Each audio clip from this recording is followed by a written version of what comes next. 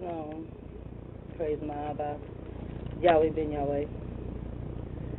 The reason I'm making this video is I was just having a conversation with my son. Started it off by telling him about this brother that I listened to yesterday said that we didn't need any protein in our system. And he broke it down of why we don't need any protein in our system. And my son was like, I don't believe that, I don't believe that. And I was telling him some things that the guy said, and I was like, well, tomorrow, why don't you listen to him? And my son, he didn't want to listen to him, you know, oh, no, I don't want to, this and that. So then I started telling him about fighting for his freedom. And I was telling him about Mumia. Mumia is locked up 22 hours a day, locked up.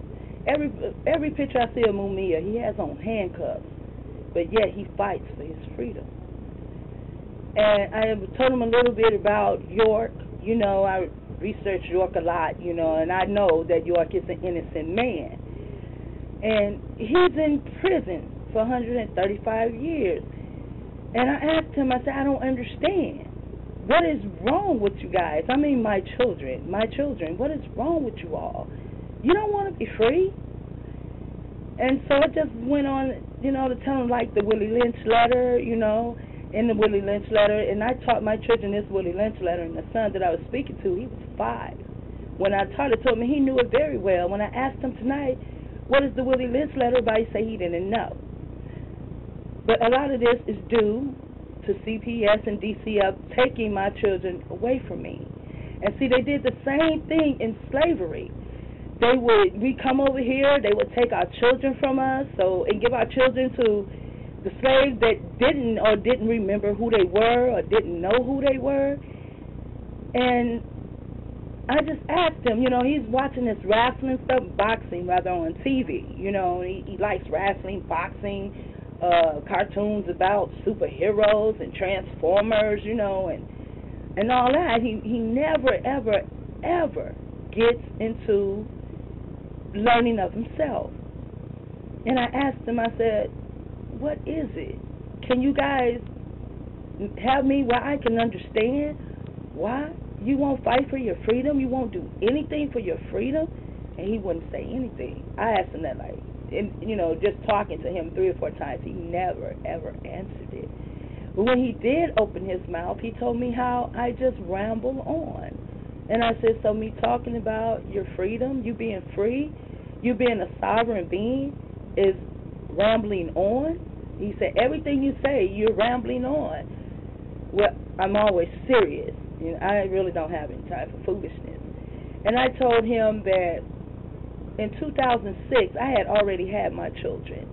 In 2006 is when I found out about the Rockefellers, the Social Security cards, the government, and Federal Reserve. And when I found it out, you know, when I first heard it, okay, I was in jail. I didn't have much to actually research it. And then when I got out of jail, I began to research it, you know. And, man, I was angry. I was so angry because I had been tricked. I had been fooled by Pinky's Bible, the one he gave us and taught us how to read it. We were supposed to be free in 400 years. Now, it used to be that the books would say that in 1555, we came over here as slaves. So that meant in 1955, we were free. I was born in 1958. I was born 3 years after freedom, which means I am a free being. I am a sovereign being. This I know. And my son would rather, like, just try to make me like I'm doing something wrong because I'm keeping him from this little boxing thing where you're going to see one dude get beat up and the other dude win. What does that have to do with our freedom? And I'm just so tired. I don't understand. I don't understand why people don't want to be free, why people don't want to be sovereign. I don't understand it. I mean, even all these brothers who have all this magnificent knowledge are not sovereign. I mean, the police can come and take them the same way they took York, the same way they took my Abba. I could not believe they took my Abba. How can you take a sovereign being into your courts? You know, and when they get into the courts, next thing you know, these sovereign beings are in prison. And I'm like, there's something really wrong here. And people just won't fight. It's like everybody's looking for the good Lord to come and save them, or a spaceship is going to come and get them, or Nibiru is going to hit the earth. Well, I want to not research that Nibiru stuff. Okay, Nibiru can be a ship or whatever. I can go for that, but it's not going to hit this earth. Nibiru is 3 times as big as the earth. If it hit the earth, it would knock us out in who knows where, another hemisphere, whatever. So I can't believe that there's going to be a ship that's going to come and kill everybody on the earth. I don't believe that. I don't believe nobody is coming out of the sky to save us.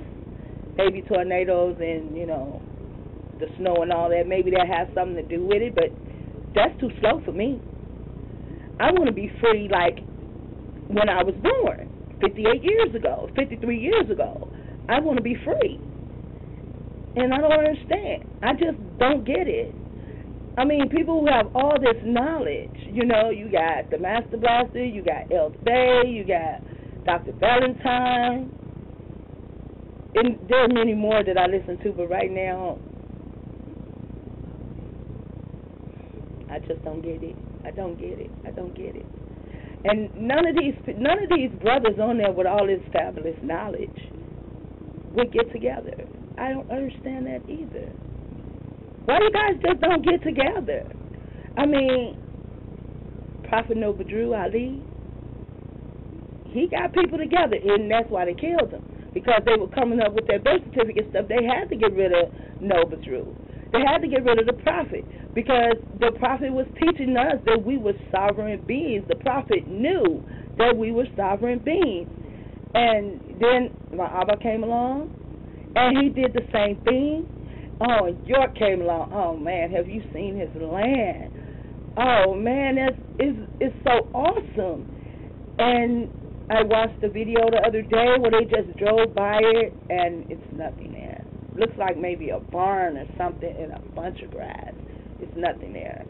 And I went to Miami in like 2003 or 2004, and the temple was gone.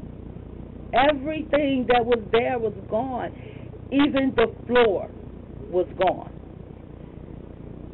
And it's like they're trying to wipe us out. I mean, why is Prophet Noble Drew not in the history books? Prophet Noble Drew was in Chicago. They killed him, I think, 1929.